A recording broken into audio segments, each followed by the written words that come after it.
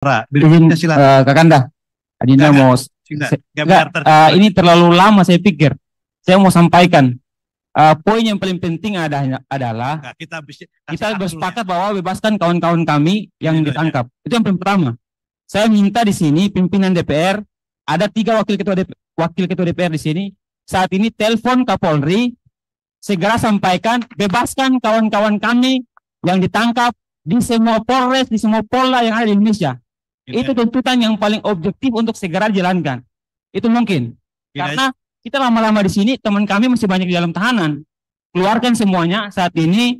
Izin Pak Prof. Dasko, izin Kang Saan Mustafa, izin Haji Cucun, segera telepon Kapolri. Sampaikan permintaan kami semua sini bersepakat. Semua sepakat ya kawan-kawan.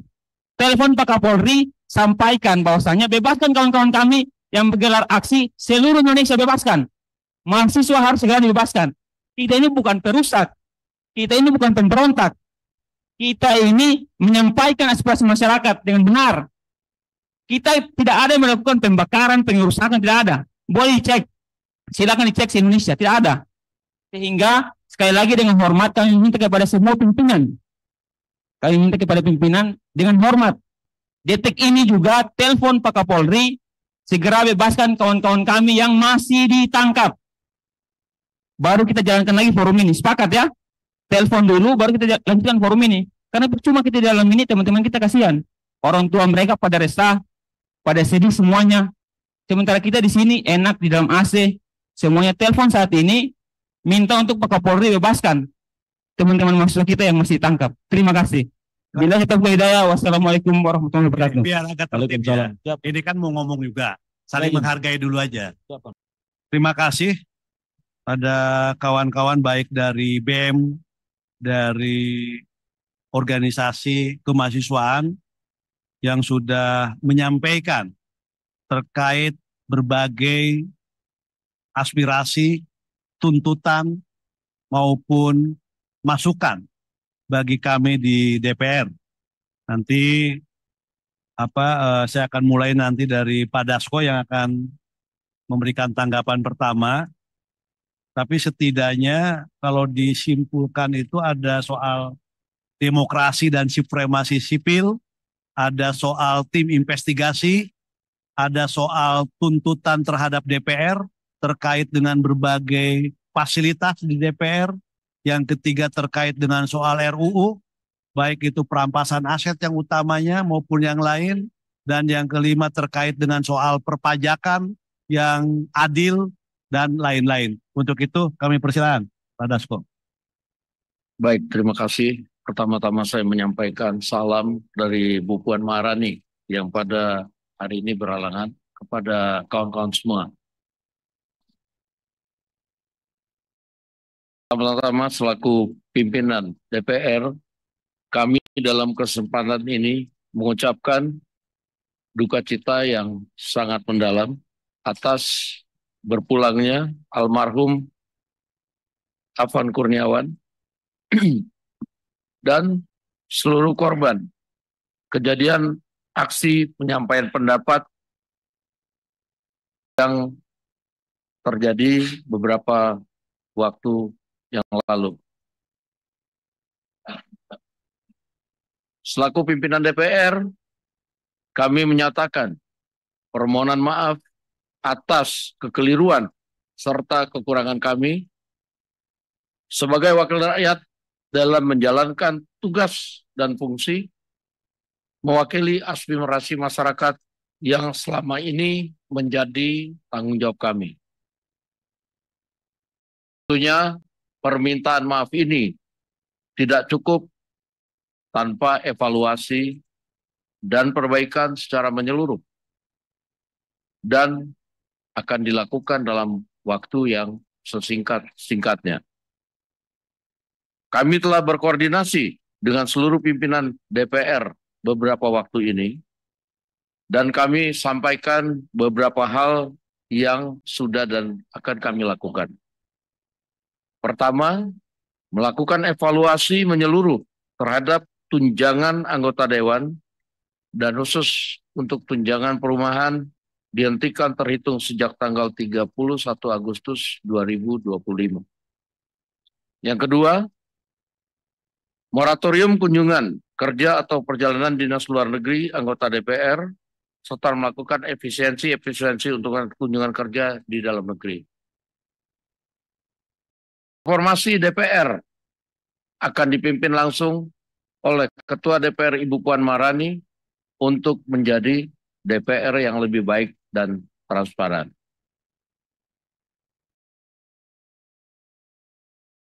Terusan kami sudah melakukan komunikasi via WhatsApp dengan pihak pemerintah. Kawan-kawan sekalian akan diterima oleh pihak pemerintah besok untuk menyampaikan juga secara langsung, karena ada beberapa hal yang nantinya itu harus dilakukan kerjasama antara DPR dan pemerintah. Seperti tadi, membentukan tim investigasi dugaan makar, lalu kemudian soal undang-undang perampasan aset, misalnya kan itu pembuatan undang-undang adalah DPR dan pemerintah, serta tadi tuntutan pengurangan pajak-pajak, serta beberapa hal yang harus memang dilakukan oleh pemerintah dan DPR. Kurang lebih dari saya itu, pertanyaan-pertanyaan lain saya akan berbagi dengan Pak Saan, dengan Pak Cucun, dan sekali lagi kami selaku pimpinan DPR, mohon maaf atas kekurangan kami selama ini. Silakan. Yang pertama terkait tuntutan-tuntutan yang bersifat bisa cepat, mungkin nanti Pak Dasko yang terkait dengan soal kawan-kawan, teman-teman yang masih ditahan. Ini catat ada aktivis yang demo dan ada perusuh ya. Nah, kami akan memilah nanti, akan berusaha pimpinan dengan Pak Dasko, mana yang nanti akan kita coba minta kepada pihak kepolisian dalam Kapolri, mana yang bisa dipercepat untuk dilakukan pembebasan. Ya. Jadi untuk keluar dari tahanan. Tentu kita juga akan mendengar juga dari polisi terkait dengan soal pelanggaran apa yang dilakukan oleh mereka. Dan kalau memang itu tidak terlalu ini dan memang murni dia demonstrasi, nanti kita dalam hal ini nanti yang komunikasi Pak Dasko akan minta ini coba untuk pelan-pelan yang bisa dikeluarkan. Ini nanti akan kita komunikasikan secepat mungkin, yang ini pertama. Nah yang kedua, yang terkait dengan soal demokrasi dan supremasi sipil. Dan ini memang harus menjadi komitmen kita bersama. DPR sebagai lambang dari demokrasi dan supremasi sipil, seperti yang Pak Dasko tadi sampaikan, tentu banyak kekurangan. Dan tentu kita sama-sama dengan para mahasiswa, OKP, BEM, civil society, berusaha untuk menjaga agar demokrasi dan supremasi sipil itu tetap tegak. Maka penting juga bagi DPR untuk mendapatkan masukan, kritik, dukungan dari kawan-kawan semua. Tadi Pak Dasko sudah menyampaikan, kita ingin terus berbenah. Kita ingin DPR yang transparan, DPR yang akuntabel, dan profesional ke depan. Supaya apa yang kamu tuntut ya. Jadi ini komitmen kita. Komitmen mahasiswa, komitmen OKP, BEM, dan juga komitmen civil society, dan tentu juga komitmen seluruh anak bangsa. Tentu kita akan jaga. Pak Dasko tadi sudah menegaskan.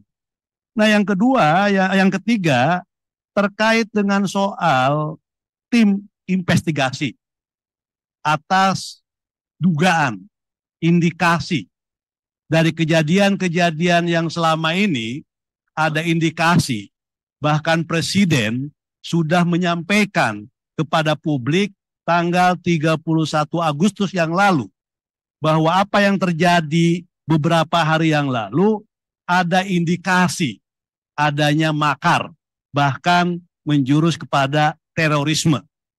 Nah karena itu apa yang dituntut oleh kawan-kawan semua terkait pembentukan tim investigasi akan indikasi adanya makar yang independen, tentu DPR akan menyampaikan kepada pemerintah. akan mengomunikasikan kepada pemerintah agar ini bisa dilakukan secepatnya yang independen, agar apa yang kejadian beberapa hari yang lalu tidak terulangi ke depan. Makanya penting untuk tuntutan soal tim investigasi ini. Jadi nanti akan disampaikan karena ini menjadi kewenangan dari pemerintah ya pada saya. Walaupun DPR tetap berkepentingan untuk mendorong itu. Nah, yang keempat terkait dengan soal DPR. Tadi kawan-kawan menyatakan bahwa salah satu sumber pemicu atas ini semua adalah DPR salah satunya. Tadi komitmen untuk membenahi DPR, memperbaiki DPR, mengevaluasi DPR, itu sudah menjadi komitmen bersama. Bahkan sebelum teman-teman datang, Pak Dasko tanggal 26 Agustus sudah menyampaikan ke publik terkait tunjangan perumahan. Sudah dibatalkan. Nah, nanti soal-soal yang lain akan dibicarakan dengan pimpinan DPR, dengan pimpinan-pimpinan fraksi yang lainnya untuk ditindaklanjuti. Mana yang bisa diefisienkan, bahwa DPR juga memahami kegelisahan, memahami situasi yang ada di masyarakat. Dan akan diumumkan ke publik. Jadi nanti dari hasil itu semua, DPR akan umumkan ke publik. Bahwa DPR sekali lagi mendengarkan, memahami situasi, keadaan rakyat kita semua. Nah, yang berikutnya terkait dengan soal legislasi. Dari ini saya sampaikan yang sama-sama ya, yang disampaikan oleh kawan-kawan semua. Tidak satu-satu, tapi ini yang beririsan. Yang pertama, yang berikutnya yang terkait dengan soal legislasi. Untuk mempercepat terkait dengan soal khususnya pembahasan RUU perampasan aset. Selain ada RUU lain, PPRT, hukum masyarakat adat atau yang lainnya. Tapi dari semua titik tekannya adalah terhadap RUU perampasan aset. Tentu DPR berkomitmen untuk membahas dan menyelesaikan ini. Tapi perlu disampaikan bahwa ada undang-undang yang terkait juga dengan undang-undang RUU perampasan aset, saling terkait ya, supaya tidak timpang tindih, dan ini perlu disinkronkan. Kita ada yang namanya undang-undang Tipikor, kita ada undang-undang TPPU, dan sedang kita bahas itu terkait undang-undang KUHP dan aset. Nah, di antara kalau ini selesai ini KUHP, karena ini saling terkait nanti supaya tumpang tindih, maka yang pertama akan diselesaikan dalam waktu yang cepat adalah KUHP. Dan setelah itu baru kita akan masuk dalam undang-undang perampasan aset. Karena ini terkait, 4 undang-undang ini terkait. Perampasan aset, KUHP, TPPU, dan Tipikor. Supaya tidak saling tumpang tindih satu undang-undang dengan undang-undang yang lainnya. Ini ya. KUHP kan dikejar ya, baik secepatnya. Undang-undang KUHP. Nah, yang berikutnya terkait dengan soal reformasi perpajakan yang adil, yang berkeadilan. Tadi Pak Dasko sudah menyampaikan nanti kawan-kawan akan diterima oleh eksekutif. Entah besok nanti tinggal nanti bisa dialog apa yang menjadi tuntutan kegelisahan dari teman-teman semua, kawan-kawan semua terkait dengan soal perpajakan, soal lain-lain BUMN itu nanti disampaikan. Tapi yang terkait dengan apa yang tadi disampaikan baik secara lisan maupun tertulis, insya Allah sama DPR akan dirangkum, akan ditindaklanjuti dalam waktu yang secepat-cepatnya dan akan diumumkan kepada publik.